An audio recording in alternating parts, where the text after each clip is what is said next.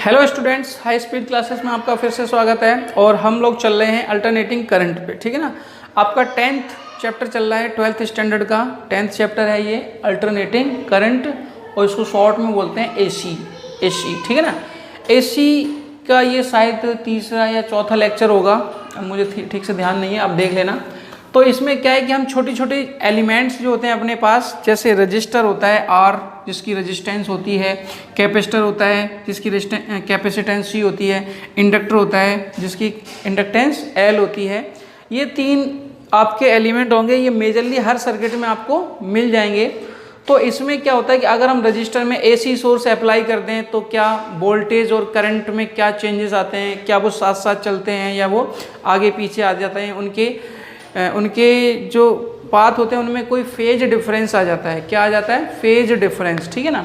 तो रजिस्टर में आता है कि नहीं आता, कैपेसिटर में आता है कि नहीं आता, इंडक्टर में आता है कि नहीं आता। तो इन तीनों चीज़ों पे हम एसी अप्लाई करके देखेंगे। क्या देखेंगे? एसी अप्लाई करके देखेंगे। और ये तीनों आपके इस चैप्टर के बेस हैं। अगर आपको इन तीनों के कॉन्सेप्ट क्लियर हो जाएंगे ना, तो आप ऐसे समझो कि आगे का चैप्टर बिल्कुल इजी हो जाएगा आपके लिए, ठीक है ना। और इस तीनों की बात अलग अलग हम इसी वीडियो में करेंगे, तो इसलिए आप अगर कॉन्सेप्ट पूरा समझना है, जानना है, तो वीडियो को अंत तक ज़रूर देखें। अगर आपको लगता है कि भाई हमें यहाँ कुछ सीखने को मिल रहा है तो देख लिया करो, अन्यथा ज़रूरत नहीं है, ठीक है ना। अब यहाँ देखो, फर्स्ट पॉइंट क्या आपका, circuit containing pure ohmic resistance only. यानी कि कोई सर्किट होगा, आप ऐसे समझो कि ये रेजिस्टेंस है और इसमें हमने एसी सोर्स अप्लाई किया। क्या अप्लाई किया? एसी सोर्स अप्लाई किया।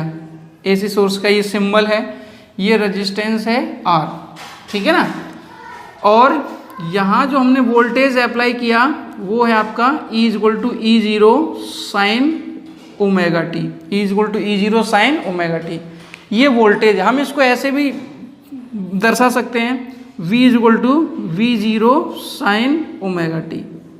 ओके, एक ही चीज़ है, कोई मतलब नहीं, कोई दिक्कत नहीं। ये रेजिस्टेंस है और ये रजिस्टर है और इस रजिस्टर की रेजिस्टेंस कितनी है? Capital are. तो हमने क्या किया, इस रजिस्टर को ई वोल्टेज या वी वोल्टेज के एसी सोर्स से जोड़ दिया। क्या जोड़ दिया? एसी सोर्स से जोड़ दिया। तो इसमें होता क्या है, अगर आपने वोल्टेज लगाया है तो आपको करंट की इक्वेशन बतानी होगी। किसकी इक्वेशन बतानी होगी? करंट की इक्वेशन बतानी होगी। और अगर आप करंट लेके चलते तो आपको वोल्टेज की इक्वेशन बतानी होती है। तो वोल्टेज की इक्वेशन लेके चलो, करंट की इक्वेशन बताओ, ये बेस्ट वे है, मतलब एक इजी तरीका है। क्या है ये? आप उल्टा भी कर सकते हो कि करंट कंसीडर करके चलो और वोल्टेज की इक्वेशन बता दो, ठीक है ना। तो ये आपका रजिस्टर है और इसकी रेजिस्टेंस कैपिटल आर है, और इस रजिस्टर को हमने एसी सोर्स के वोल्टेज V से जोड़ दिया। और इस V की इक्वेशन क्या होगी? या तो V = V0 sin omega T ले लो, या फिर E = E0 sin omega T ले लो। ये एसी वोल्टेज है। क्या है ये? AC voltage. और इस क्वेश्चन को हम ऐसे भी लिख सकते हैं, इस क्वेश्चन को ऐसे लिख सकते हैं, एसी थ्रो ए रजिस्टर। एसी थ्रो ए रजिस्टर। रजिस्टर मतलब जिसकी रेजिस्टेंस होती है कैपिटल आर, ठीक है ना। तो इसको भी अपन ऐसे भी लिख सकते हैं। तो इसमें करंट की इक्वेशन क्या होगी? इसमें करंट की इक्वेशन क्या होगी उस पर अपन विचार करेंगे, ठीक है ना। तो सबसे पहले क्या करेंगे, कंसीडर ए, इसकी लैंग्वेज अपन लिखना चाहें तो लिख सकते हैं, बोर्ड एग्जाम है आपकी तो लैंग्वेज बहुत ज़रूरी है। Consider a pure ohmic resistor, pure ohmic resistor, ठीक है ना। Resistor of resistance capital R. एक प्योर ओमिक रजिस्टर कंसीडर किया और उसकी रेजिस्टेंस कितनी है? Capital R. इज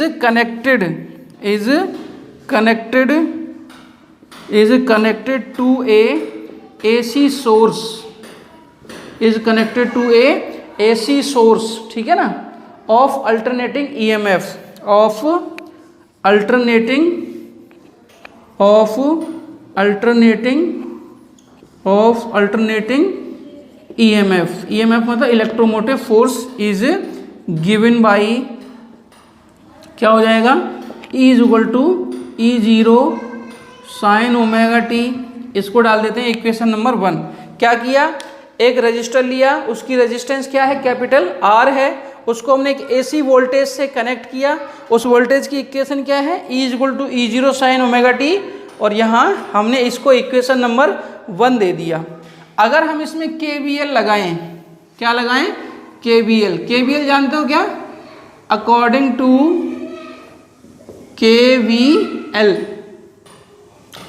KVL का मीन है Kirchhoff voltage law. KVL short में बोल दिया मैंने, इसका मीन क्या है, Kirchhoff voltage law. Kirchhoff voltage law हमने आपको बताया हुआ है, ठीक है ना। किरचॉफ वोल्टेज लॉ क्या है, हमने आपको 6th चैप्टर में बताया हुआ है। अब आपसे कभी कभी 1 नंबर में यही पूछ लेंगे कि भाई किरचॉफ लॉ जो है ना वो AC के लिए वैलिड होता है कि DC के लिए, मतलब डायरेक्ट करंट के लिए वैलिड होता है या AC करंट के लिए, तो दोनों के लिए होता है। किरचॉफ लॉ जो है ना हम AC करंट में भी यूज कर सकते हैं, और किरचॉफ लॉ जो है ना हम DC करंट में भी यूज कर सकते हैं, ठीक है ना। तो अकॉर्डिंग टू KVL मीन्स होता है Kirchhoff voltage law. KVL mean क्या होता है, किरचॉफ वोल्टेज लॉ। होता क्या है, instantaneous EMF of source, instantaneous EMF of source is equal to क्या होगा, इंस्टेंटेनियस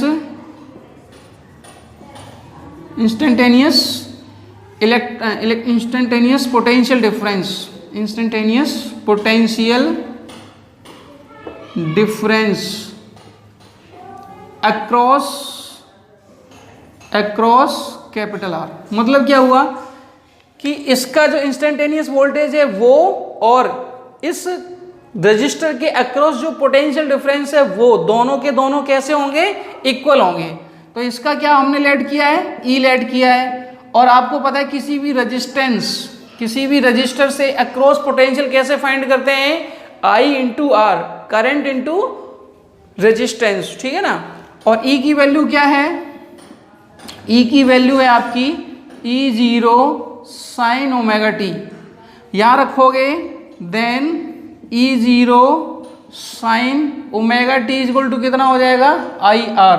हमने अभी क्या बताया आपको, आपने वोल्टेज लगाया है तो आपको करंट की इक्वेशन बतानी होगी। तो यहाँ से करंट कितना हो जाएगा, यहाँ से करंट हो जाएगा I is equal to E0 upon R sine omega t. Then I is equal to क्या हो जाएगा, I इज इक्वल टू हो जाएगा I0 साइन ओमेगा टी। ये करंट की इक्वेशन है। और वेयर I0 क्या है आपका, I0 इज इक्वल टू है E0 अपॉन R। और ये I0 E0 है क्या, हम आपको बता चुके हैं। E0 जो है ना वो पीक वैल्यू ऑफ EMF है, I0 जो है ना वो peak value of AC current है, peak value of AC current. E0 जो है ना आपकी peak value of AC voltage. तो ये I0 हो गया और ये E0 हो गया, ये समझ गए। अगर हम यहाँ पे फेज डिफरेंस फाइंड करें, क्या फाइंड करें, फेज डिफरेंस। तो फेज डिफरेंस कैसे फाइंड करते हैं समझो। इनके जो एंगल है ना, यहाँ एंगल कितना है ओमेगा टी, और यहाँ एंगल कितना है ओमेगा टी। तो दोनों एंगल को हम सब्ट्रैक्ट करते हैं, बड़े वाले एंगल से छोटे वाले एंगल को क्या करते हैं, सब्ट्रैक्ट करते हैं। ओके, तो दोनों फिलहाल दोनों बराबर है ना, इक्वल है दोनों, ओमेगा टी। सब्ट्रैक्ट करोगे तो क्या आएगा, 0 आएगा। ओमेगा टी को ओमेगा टी से सब्ट्रैक्ट करोगे ना तो 0 आएगा।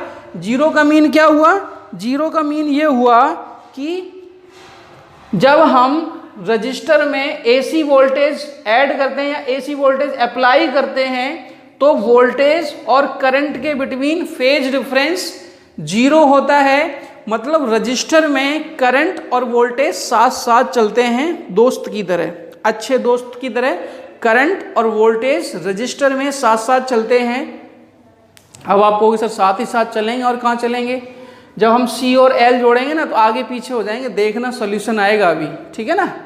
नहीं समझ में आया, तो ये तुम्हें माइंड में याद रखना है कि जब भी हम रजिस्टर को एसी सोर्स से ऐड करते हैं तो उसमें वोल्टेज और करंट के बिटवीन फेज डिफरेंस 0 होता है। इससे हमें पता चलता है कि करंट और वोल्टेज साथ साथ चलते हैं। कब? जब हम किसी रजिस्टर को कहाँ जोड़ते हैं? एसी सोर्स से जोड़ते हैं। कहाँ जोड़ते हैं? एसी सोर्स से जोड़ते हैं। ठीक है ना। अब अगर इनके बिटवीन में हम ग्राफ प्लॉट करें, क्या प्लॉट करें? ग्राफ प्लॉट करें। ठीक है ना।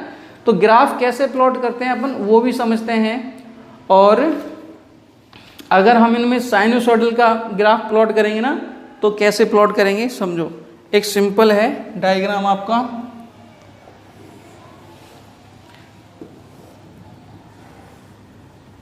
ये T है, ये E है और ये I है। E और I एक साथ हम बता दे रहे हैं। ठीक है ना। अब यहाँ देखो, सबसे पहले आपने E प्लॉट किया था, मतलब E अप्लाई किया था ना, तो E इक्वल टू क्या था? E0 sine omega T. E0 sine omega T था ना, तो इसके इक्वेशन में साइन आया। इसके इक्वेशन में क्या आया? साइन आया। तो इसका जो ग्राफ होगा वो कैसा होगा? साइन के जैसा होगा। इसका जो ग्राफ होगा वो कैसा होगा? साइन के जैसा होगा। ये जो वैल्यू है ये E0 की वैल्यू है, और ये जो वैल्यू है ये आपकी माइनस E0 की वैल्यू है। ठीक है ना। और ये वैल्यू कहाँ मिली है? Ty4 पे। ये वैल्यू कहाँ मिली है? Ty2 पे। और ये वैल्यू जो है ये कहाँ मिली है? 3Ty4 पे। और ये वैल्यू कहाँ मिली है? T पे मिली है।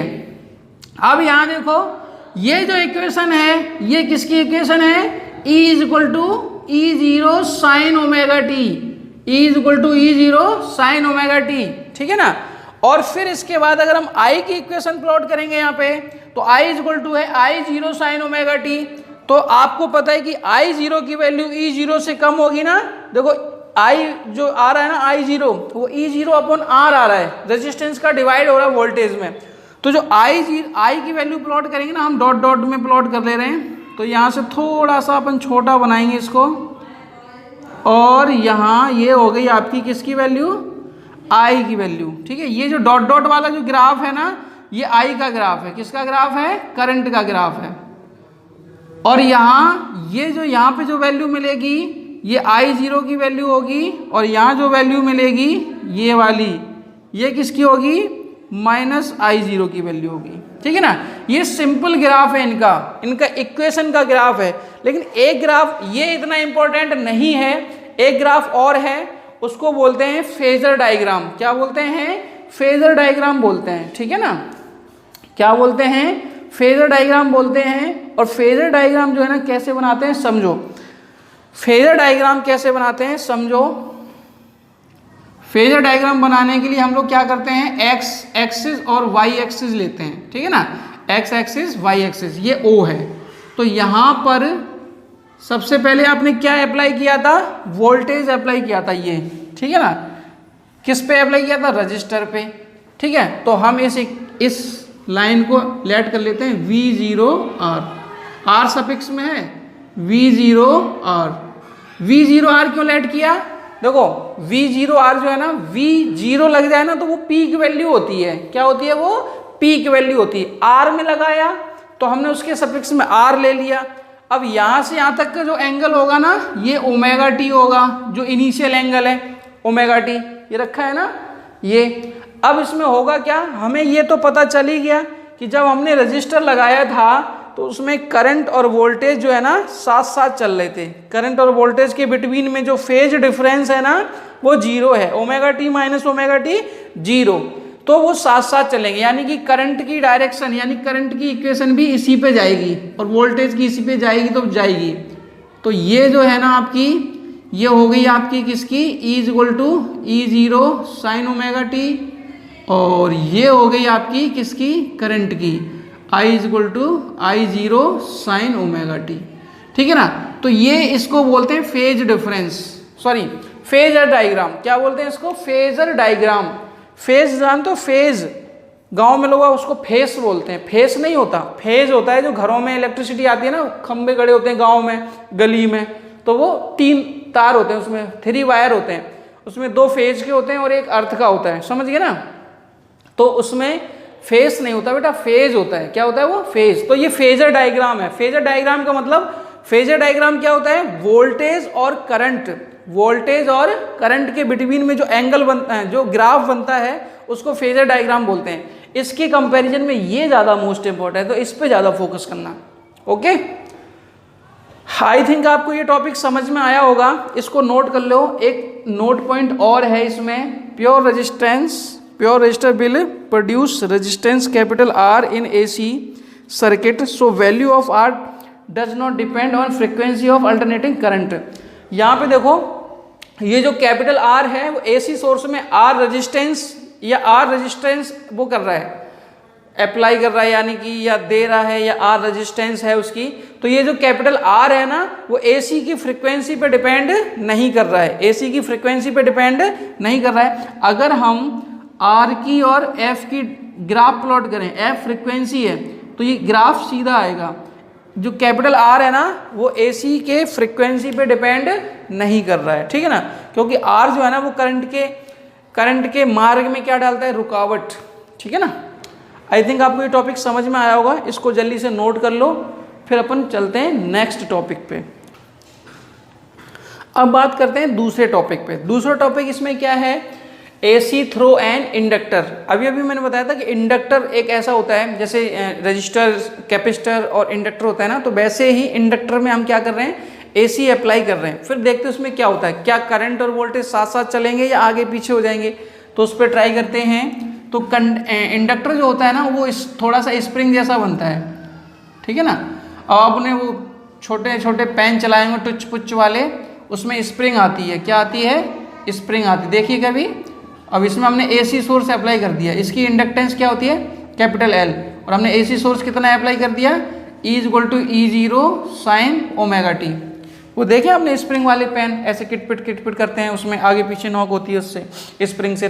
तो वो जो स्प्रिंग बाहर निकालते हैं ना, छोटी सी स्प्रिंग होती है ना, वो भी एक छोटे मोटे डिवाइस के लिए एज ए इंडक्टर काम कर सकती है। तो हमने इंडक्टर बनाया, ये इंडक्टर का सिंबल है। क्या है ये? इंडक्टर का सिंबल है। तो इसमें हमने वोल्टेज अप्लाई किया E0 sin ओमेगा टी। अब हमें करंट की इक्वेशन निकालनी है। किसकी इक्वेशन निकालनी है? करंट की।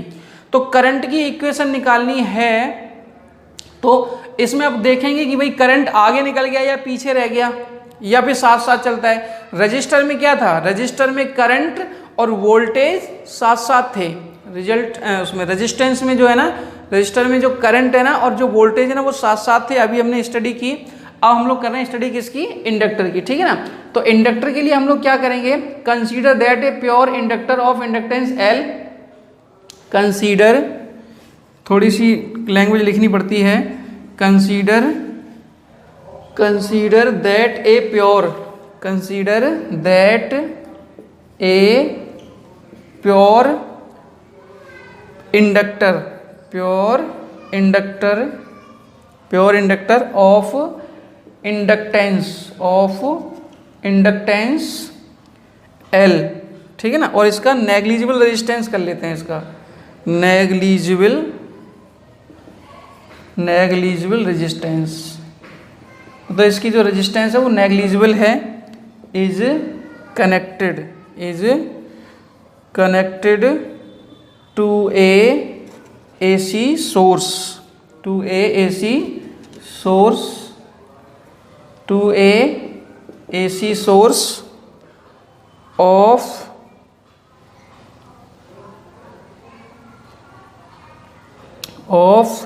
EMF is given by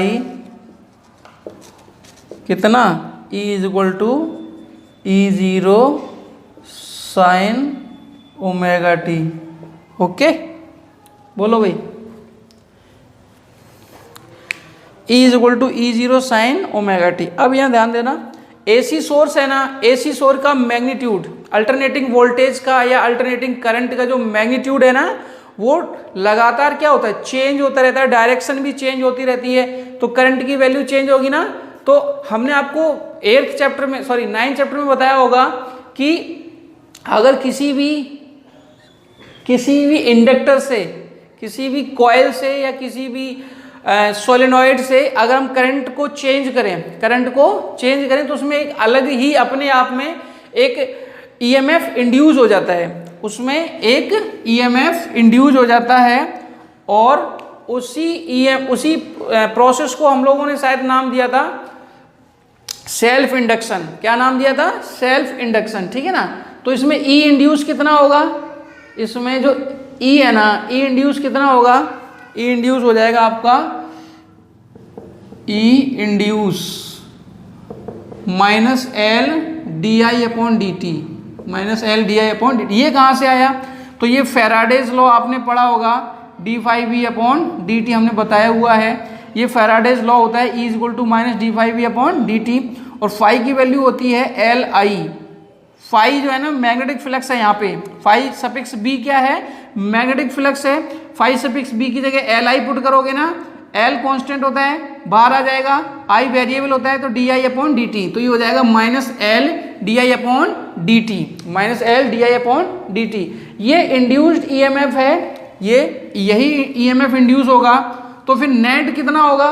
net EMF, ठीक है ना, नेट ईएमएफ कितना होगा? नेट ईएमएफ तो ये वाला प्लस जितना इंड्यूस हुआ वो, तो ई प्लस ई इंड्यूस, और इंड्यूस कितना हुआ है? इंड्यूस हुआ है माइनस के L D I upon D T, तो ये ई नेट हुआ। क्या हुआ? ये नेट इंड्यूस्ड ईएमएफ, ठीक है ना। अब नेट इंड्यूस्ड ईएमएफ क्या होता है? ई माइनस नेट ईएमएफ कितना हो गया? E minus L D I upon D T, ठीक है ना। अब यहाँ कोई रजिस्टर तो है ही नहीं, यहाँ कोई रजिस्टर तो है नहीं, तो रजिस्टर नहीं है तो पोटेंशियल डिफरेंस क्या होगा? Zero.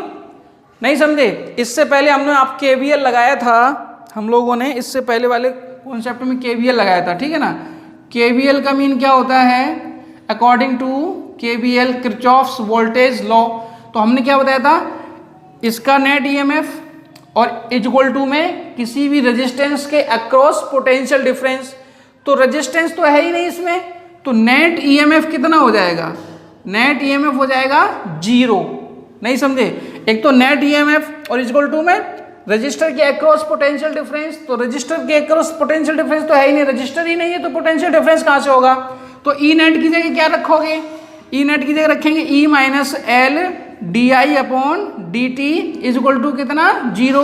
L D I upon D T का ट्रांसफर करो उधर, तो ये हो जाएगा प्लस का L D I upon D T upon D I upon D T. कोई दिक्कत? ये ई आ गया। अब आपको पता है कि भाई ई कितना होता है? ई हमने जो सोर्स लगाया है E is equal to E zero sine omega T, यहाँ रखो, तो ये हो जाएगा आपका E zero sine omega T is equal to L D I upon D T. हमने आपसे क्या कहा था? हमें करंट चाहिए। हमें क्या चाहिए? करंट। तो यहाँ से डी आई कितना हो जाएगा? डी टी ऊपर जाएगा, एल अपॉन में आ जाएगा, तो ये हो जाएगा E zero upon L sine omega T D T. ये आ गया आपका डी आई। अब बताओ, हमें डी आई पता है, आई चाहिए, क्या करोगे? इंटीग्रेशन। ये बात आपको याद रहती है क्या? अगर हमें डी आई पता हो और आई चाहिए हो तो हमें क्या करना होगा? इंटीग्रेशन। तो डी आई का इंटीग्रेशन क्या होगा? आई, और यहाँ हो जाएगा integration E zero upon L sine omega T D T. E zero upon L जो है ना आपका, वो बाहर आ जाएगा कांस्टेंट। साइन ओमेगा टी का इंटीग्रेशन क्या हो जाएगा? Minus cos omega T upon omega. नहीं समझे? साइन ओमेगा टी का इंटीग्रेशन हो जाएगा minus cos omega T upon omega. ये इंटीग्रेशन है बेटा, मैथमेटिक्स का टूल है। साइन थीटा का इंटीग्रेशन होता है minus cos theta.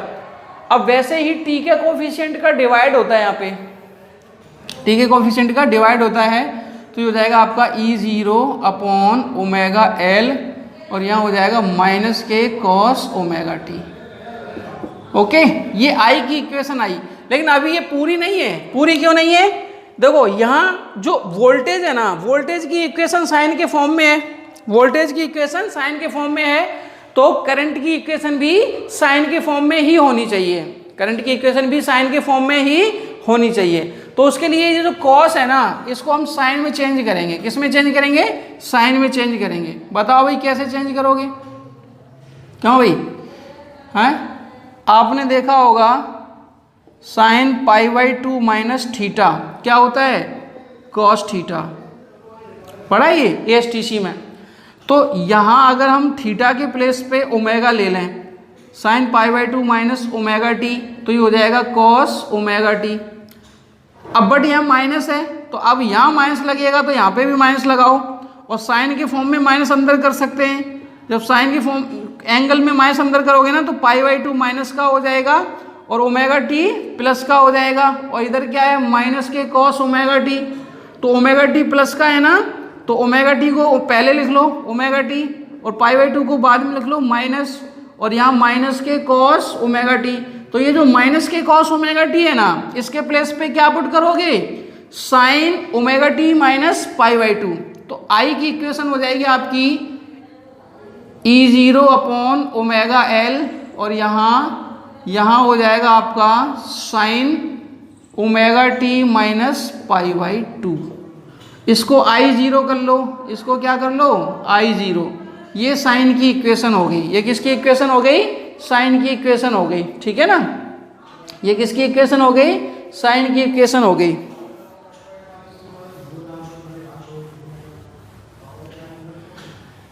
Where I0 क्या होगा, क्यों भाई, वेयर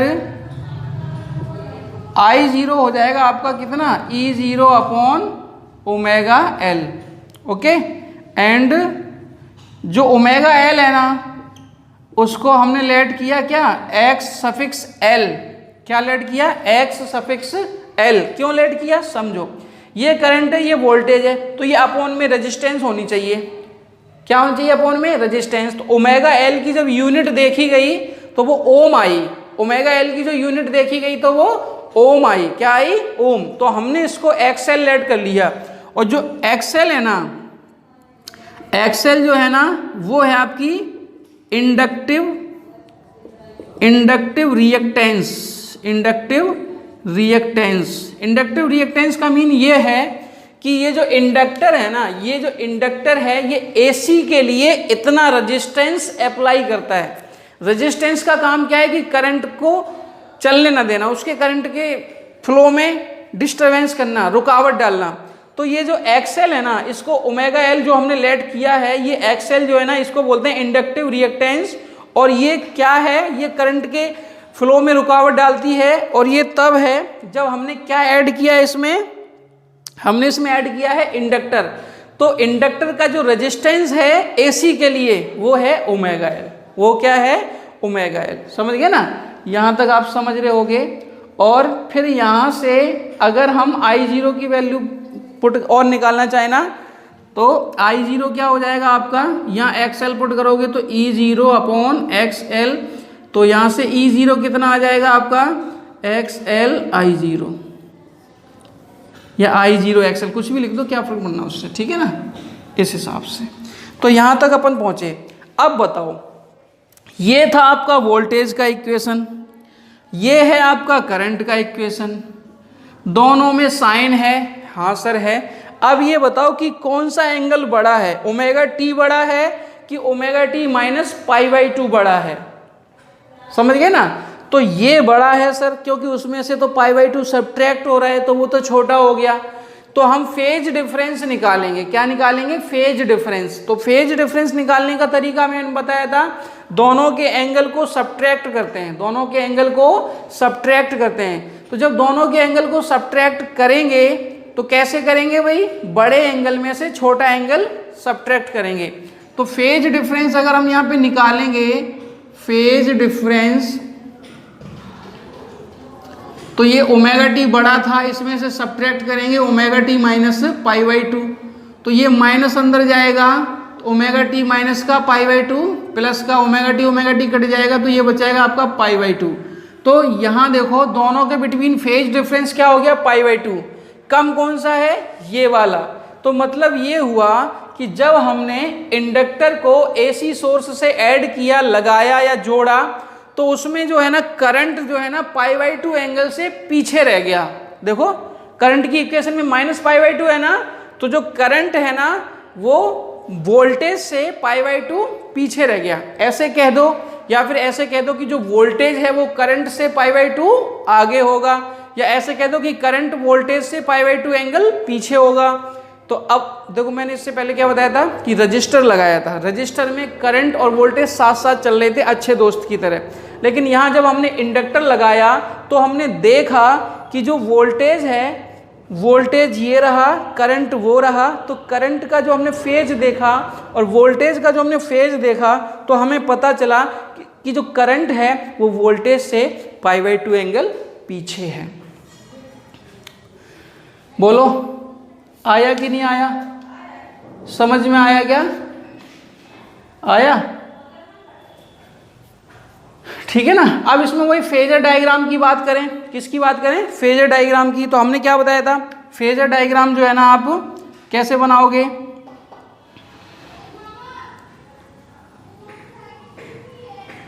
फेजर डायग्राम हमने बताया था आपको कि x एंड y के बिटवीन बनाया करो। तो यहां हमने कहा सबसे पहले क्या अप्लाई करोगे? Voltage V0L। जैसे यहाँ वहां पे हमने V0R बताया था ना, वैसे यहाँ पे V0L लगाएंगे, क्योंकि यहाँ हमने क्या ऐड किया है? इंडक्टर ऐड किया है। क्या ऐड किया है? इंडक्टर ऐड किया है। ठीक है ना। अब वोल्टेज से करंट कितना पीछे है? π/2। वोल्टेज से करंट कितना पीछे है? π/2। यहाँ जो एंगल बनना चाहिए कितना बनना चाहिए? 90 डिग्री या π/2।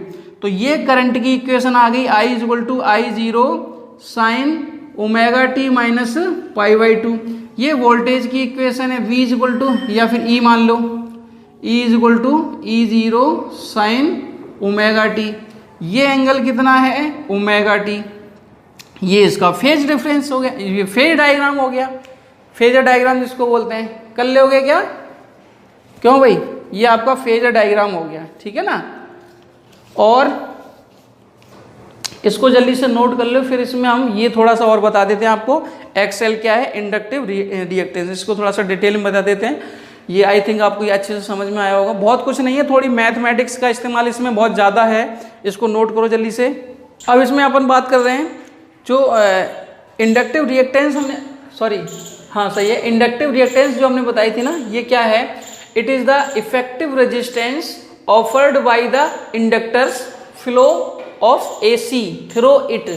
यानी कि ये एक रेजिस्टेंस है जो इंडक्टर ऑफर करता है किसको? AC को। जब वो AC जो है ना इंडक्टर से थ्रू फ्लो होती है, इंडक्टर की थ्रू से फ्लो होती है, सॉरी इंडक्टर के अंदर से फ्लो होती है या इंडक्टर से फ्लो होती है, उस टाइम जो इंडक्टर है वो AC पाथ को या AC को XL रेजिस्टेंस ऑफर करता है। It is denoted by XL। अब यहाँ देखो XL की वैल्यू कितनी बताई थी हमने आपको? ωL। ठीक है। और ओमेगा आपको पता ही 11th में पढ़ा होगा 2πf। f फ्रिक्वेंसी होती है, एंगुलर फ्रिक्वेंसी होती है, तो ये हो जाएगा आपका 2πfL। अब अगर हम यहाँ पे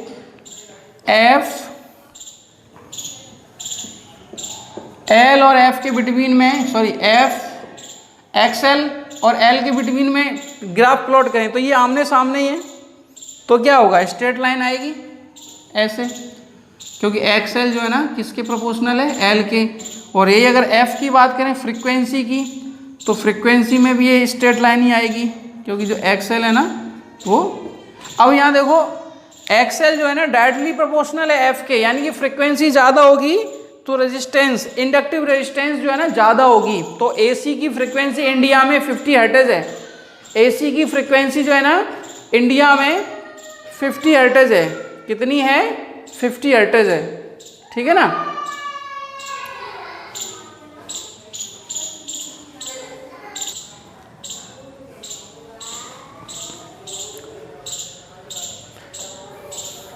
तो यहाँ जो XL है ना वो F के डायरेक्टली प्रोपोर्शनल है, मतलब जितनी ज़्यादा फ्रिक्वेंसी होगी उतना ज़्यादा XL होगा। और मतलब XL क्या है? Inductive reactance. कब होता है? जब हम इंडक्टर को AC से जोड़ते हैं, तो इंडक्टर जो है ना AC करंट को इतना रेजिस्टेंस प्रदान करता है, इतना रेजिस्टेंस होता है उसका। ठीक है ना।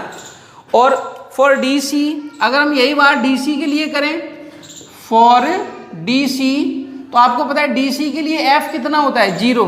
DC के लिए फ्रिक्वेंसी कितनी होती है? 0। जब यहाँ पे 0 पुट करोगे ना, यहाँ 0 पुट करोगे तो XL की वैल्यू कितनी आ जाएगी? XL की वैल्यू आ जाएगी 0। मीन क्या हुआ?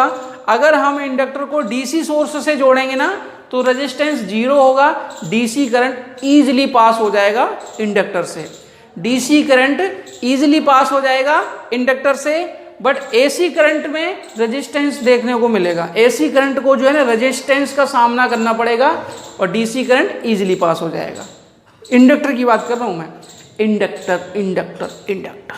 ओके, अगर हम यहाँ पे IRMS की वैल्यू की बात करें, IRMS वैल्यू, ये फॉर्मूला क्या होता है, ERMS, और यहाँ इंडक्टर हो जाएगा, सॉरी अपॉन में रेजिस्टेंस होती है ना, तो इंडक्टर के लिए रेजिस्टेंस क्या थी, इंडक्टर के लिए रेजिस्टेंस थी आपकी XL, ठीक है ना। ERMS की वैल्यू क्या होती है, E0 अपॉन √2 और XL की ओमेगा L, तो ये हो जाएगा आपका E0 अपॉन √2 ओमेगा L। यही थी क्या, आई थिंक यही होनी चाहिए, नहीं हाँ यही थी, सही है। और इसका जो रेजिस्टेंस होता है ना, ये सॉरी ये जो XL है ना, इसका यूनिट क्या होगा, ओम ही होगा, यूनिट XL की यूनिट क्या होगी, ओम। अरे भाई रेजिस्टेंस है तो रेजिस्टेंस की यूनिट ओम ही होगी, ओम होगी, ठीक है ना। तो ये आपका था इंडक्टिव रिएक्टेंस। तो हमने क्या पढ़ लिया, R पढ़ लिया, उसमें AC अप्लाई किया, L पढ़ लिया, उसमें AC अप्लाई किया। तो जब हम लोगों ने R अप्लाई किया, R में AC अप्लाई की थी ना, तो करंट और वोल्टेज साथ साथ चल रहे थे। जब हमने AC करंट को L में अप्लाई किया तो करंट जो है ना π/2 एंगल से पीछे हो गया, करंट जो है ना π/2 एंगल से पीछे और वोल्टेज आगे, वोल्टेज ने उसका साथ छोड़ दिया, दोस्ती टूट गई उनकी, ठीक है ना। अब हम यही AC जो है ना किस पे अप्लाई करेंगे, कैपेसिटर पे। किस पे अप्लाई करेंगे, कैपेसिटर पे, ठीक है ना। नोट कर लो इसको जल्दी से। अब हम इसमें बात करेंगे AC थ्रू ए कैपेसिटर। किसी भी कैपेसिटर से हम जब AC अप्लाई करते हैं, AC current, AC voltage apply करते हैं, तो उसमें क्या करंट और वोल्टेज में क्या फेज डिफरेंस आता है। तो ये आपका कैपेसिटर हो गया, ये कैपेसिटर का साइन है, और इसमें हमने AC सोर्स जोड़ दिया, इसमें हमने क्या जोड़ दिया, AC सोर्स जोड़ दिया, ठीक है ना। और C क्या है, ये E=E0 sine omega T, E=E0 sine omega t, ठीक है ना। अब इसमें देखो क्या करना है, वही जो है हमने बताया था आपको, थोड़ी सी लैंग्वेज इस्तेमाल करनी है। क्या करनी है, कंसीडर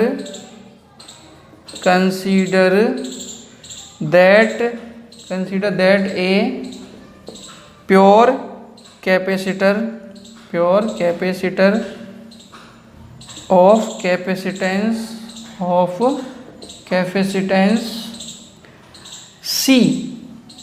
C कैपेसिटेंस होती है, ठीक है ना, is connected to a source of an alternating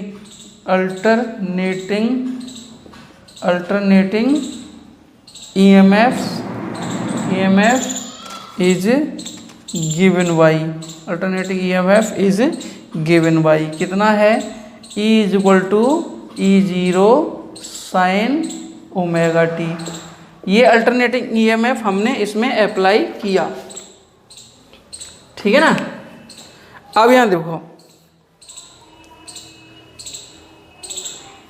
देखो, पोटेंशियल, यहाँ देखो ये कैपेसिटर है और इसमें हमने AC अप्लाई किया, तो हमने क्या लिखा, consider that a pure capacitor of capacitance C is connected to a source of an alternating EMF is given by. ये EMF सोर्स आपने इसमें अप्लाई किया तो क्या हुआ, तो इसमें आपने देखो, अच्छा ये बताओ, potential difference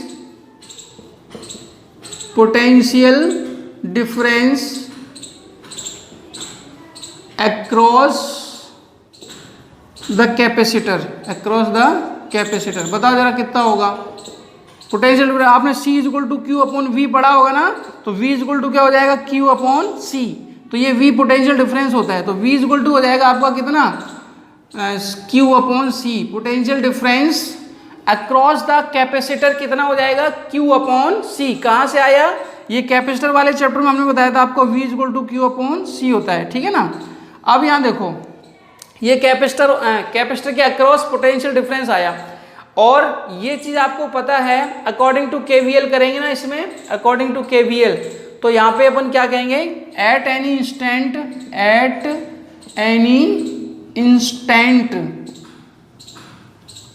instant total EMF, I think applied EMF भी कर सकते हैं, applied EMF, APPLIED, applied EMF is equal to potential difference, short में लिख दे रहा हूं, potential difference across the capacitor,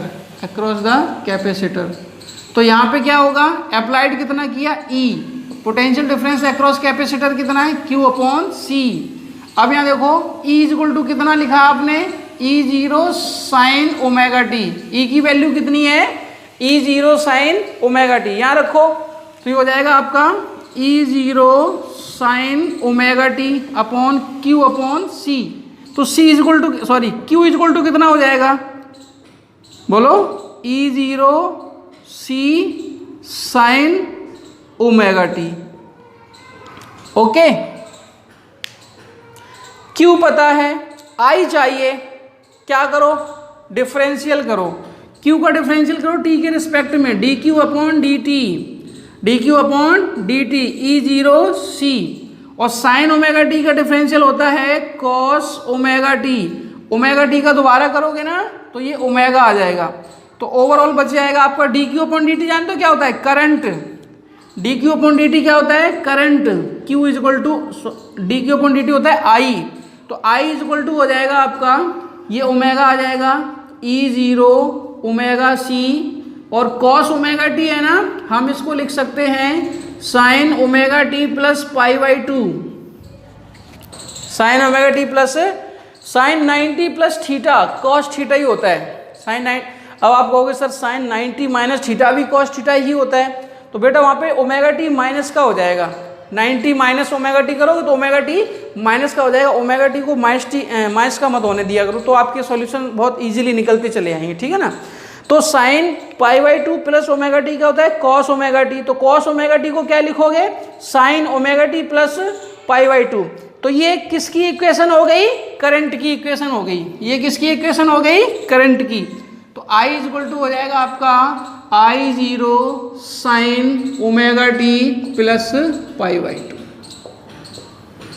ये करंट की इक्वेशन है, वेयर I0 क्या है, I0 क्या है, E0 ओमेगा C, ठीक है ना। हम इसको ऐसे भी लिख सकते हैं E0/1 ओमेगा C, ऐसा क्यों लिखा, देखो 1 ओमेगा C क्यों लिखा, ओमेगा C पलट के ऊपर चला जाएगा ना, जब हमने देखा ओमेगा C की जो यूनिट है वो रेजिस्टेंस की यूनिट के अपोजिट आ रही है, अपॉन में इनवर्सली आ रही है, तो हमने सोचा कि भाई 1 ओमेगा C को देखते हैं, तो 1 ओमेगा C की जो यूनिट है वो ओम आ गई, क्या आ गई, ओम आ गई, तो हमने इसको लेट कर लिया x∗c, क्या लेट कर लिया, x∗c, और x∗c क्या है आपकी, जैसे वो XL जो है ना आपकी वो इंडक्टिव रिएक्टेंस थी ना, वैसे ये कैपेसिटिव क्या होगी, कैपेसिटिव रिएक्टेंस होगी। ये रजिस्टर है किसका, कैपेसिटर का, कब, जब AC निकले, जब AC निकले, समझ गए ना। तो फिर यहां से I0 क्या निकलेगा आपका, E0/XC, तो फिर E0 क्या हो जाएगा भाई, XC I0 या I0 XC, और XC क्या है, एक प्रकार का रेजिस्टेंस है, x∗c क्या है, एक प्रकार का रेजिस्टेंस है जो कैपेसिटर ऑफर कर रहा है किसको, AC सोर्स को, ठीक है ना। तो अब यहां बताओ जरा, ये वोल्टेज का इक्वेशन हो गया, साइन ओमेगा टी आ रहा है इसमें, और ये करंट का इक्वेशन हो गया, साइन ओमेगा टी प्लस π/2 आ रहा है, कौन ज्यादा है, ओमेगा टी ज्यादा है कि साइन ओमेगा टी प्लस π/2 ज्यादा है, वो ज्यादा है, ओमेगा टी प्लस π/2 ज्यादा है ओमेगा से, तो फेज डिफरेंस फाइंड करोगे तो इसमें से इसे सब्ट्रैक्ट करोगे, ओमेगा टी कैंसिल आउट हो जाएगा, π/2 बचेगा, क्या बचेगा, π/2। तो हम कहेंगे जब हमने कैपेसिटर में एसी सोर्स जोड़ा था, कैपेसिटर में एसी सोर्स जोड़ा था, तो उसमें करंट जो है ना वो π/2 फेज डिफरेंस से या π/2 एंगल से आगे हो गया। अब तीनों को रट लो, रजिस्टर जोड़ा था तो करंट और वोल्टेज साथ साथ चल रहे थे, इंडक्टर जोड़ा था तो करंट π/2 एंगल से पीछे हो गया, कैपेसिटर जोड़ा तो करंट π/2 एंगल से आगे हो गया। ठीक है ना, ये तीनों बातें आपके आगे के टॉपिक्स को अच्छे से डील कर पाएंगी, इसलिए इनको ध्यान रखना। ठीक है ना, तो आई थिंक ये समझ में आया होगा आपको, इतना इतना नोट कर लो, फिर थोड़ा सा और बच रहा है इसका टॉपिक, वो भी करवाते हैं, जल्दी करो। अभी अभी हम लोगों ने क्या पढ़ा, जो XC निकला था अपना, X∗C क्या था ये, कैपेसिटिव रिएक्टेंस। अब इसके बारे में जानने से पहले हम लोग फेजर डायग्राम बना लेते हैं। क्या बना लेते हैं, फेजर डायग्राम। फेजर डायग्राम हमने कैसे सिखाया था आपको, फेजर डायग्राम हमने बताया था आपको XY पे बनाया करो। किस पे बनाया करो, XY पे। और यहाँ सबसे पहले आप वोल्टेज की इक्वेशन बना दिया करो। किसकी इक्वेशन बना दिया करो, वोल्टेज की। अब वोल्टेज आपने किस पे लगाया, C पे, तो V∗0C। तो ये जो है ना, यहाँ एंगल कितना बनेगा, ω t। ठीक है ना, और ये वोल्टेज की लाइन है ना, और करंट जो है ना, आपको पता है कि करंट जो है ना वोल्टेज से π/2 एंगल आगे है। अभी अभी बताया था, करंट जो है ना वोल्टेज से π/2 एंगल आगे है। आगे है तो मतलब π/2 एंगल आगे है, तो ये एंगल कितना बनेगा, 90 डिग्री या π/2। ठीक है ना, ये करंट की इक्वेशन हो गई, I = I0 sin ω t plus π/2। ये E की इक्वेशन होगी वोल्टेज की। ये हो गया आपका क्या, फेजर डायग्राम। क्या हो गया ये, फेजर डायग्राम। अब बात करते हैं कि भाई inductive reactance, sorry capacitive reactance क्या है, कैपेसिटिव रिएक्टेंस। तो कैपेसिटिव रिएक्टेंस जो है ना, वो एक तरह से क्या है, ये एक तरह से जो है ना आपका वो रजिस्टर है। क्या है ये, रजिस्टर है। तो मैं इसकी डेफिनेशंस लिख देता हूँ, आप पढ़ लेना इसको। और मैं क्या है ये, it is the effective resistance, effective resistance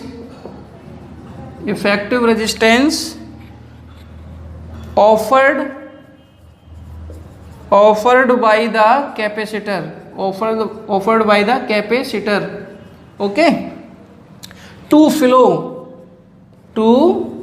flow of AC through it।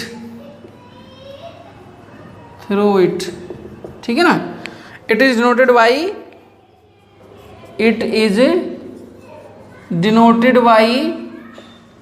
X∗C, okay, X∗C। अब बताओ X∗C की वैल्यू कितनी लेट की थी हम लोगों ने, 1/ω∗C। अच्छा बताओ ओमेगा की वैल्यू कितनी है, 2πf। तो X∗C = क्या हो जाएगा, 1/2πfC। याद रखोगे। अगर हम यहाँ F में और XC में ग्राफ प्लॉट करें तो कैसा आएगा, ऐसा आएगा। इन्वर्सली प्रोपोर्शनल है ये, मतलब F ज़्यादा होगा तो XC कम होगा, F ज़्यादा होगा तो XC कम होगा। और आप चाहते हो कि भाई XC कम हो, क्योंकि XC क्या है, एक प्रकार का रेजिस्टेंस है जो कैपेसिटर की वजह से AC पे लगाया जा रहा है, कैपेसिटर की वजह से AC पे लगाया जा रहा है। ठीक है ना। अब इसके बाद अपन बात कर लेते हैं, अगर हम DC की बात करें, किसकी बात करें, DC की। तो फॉर DC के लिए F कितना, 0, F0 यहाँ रखो भाई, 0 का डिवाइड करोगे तो XC की वैल्यू कितनी आ जाएगी भाई साहब, इन्फिनिटी। ओहो हो, मतलब ये हुआ कि जो कैपेसिटर है वो DC को निकलने ही नहीं देगा, क्योंकि देखो उसने इनफाइनाइट रेजिस्टेंस लगा दिया। इनफाइनाइट रेजिस्टेंस हो जाएगा ना तो DC करंट कैपेसिटर से पास ही नहीं होगा, DC करंट कैपेसिटर से पास ही नहीं होगा, AC करंट पास होगा, क्योंकि AC करंट के लिए उसका रेजिस्टेंस है ना वो कम है, और DC के लिए रेजिस्टेंस कितना दे दिया उसने, इनफाइनाइट दे दिया। इसीलिए कहा जाता है कि जो DC करंट है वो AC से पास, कैपेसिटर से पास नहीं होता। DC करंट जो है ना वो कैपेसिटर से पास नहीं होता। एक capacitor offers an easy path to AC and blocks DC, यानी कि AC को तो वो इजी पाथ दे देता है और DC को वो ब्लॉक कर देता है, निकलने ही नहीं देता, ठीक है ना। और अगर हम यहाँ पे IRMS वैल्यू फाइंड करें, कौन सी वैल्यू फाइंड करें, IRMS वैल्यू फाइंड करें, तो IRMS वैल्यू क्या होती है, I की IRMS वैल्यू होती है ERMS अपॉन XC। ERMS की क्या होगी, E0 अपॉन √2 और यहाँ होगी 1 upon omega C, omega C चली जाएगी ऊपर, तो ये हो जाएगा आपका ओमेगा सी E0 अपॉन √2। ये वैल्यू हो गई किसकी, IRMS की। कब, जब हम लोगों ने उसमें कैपेसिटर लगाया। तीनों पॉइंट आप अच्छे से तैयार कर लें और ढंग से तैयार कर लें, इन्हीं से आगे के। अभी हम लोगों ने अलग अलग पढ़े, R अलग पढ़ लिया, L अलग पढ़ लिया, C अलग पढ़ लिया। अब इनको मिक्स करेंगे, R को L से करेंगे, R को C से करेंगे, फिर तीनों को इकट्ठा लगा देंगे LCR एक साथ, तो वहां पे क्या क्या चेंजेस आएंगे वो ऐसा ही सब कुछ मिलेगा। बस इतना याद रखना, रजिस्टर में करंट वोल्टेज साथ साथ चलते हैं, इंडक्टर में करंट पीछे हो जाता है π/2 से, और कैपेसिटर में करंट आगे हो जाता है π/2 से। समझ गए ना। तो आई थिंक ये वीडियो आपको पसंद आया होगा, ये लेक्चर आपको समझ में आया होगा। और अगर आपको ये वीडियो अच्छा लगा हो तो इसको लाइक करें, ज़्यादा से ज़्यादा शेयर करें, चैनल को सब्सक्राइब करना ना भूलें। मिलते हैं अगले वीडियो में, तब तक के लिए धन्यवाद।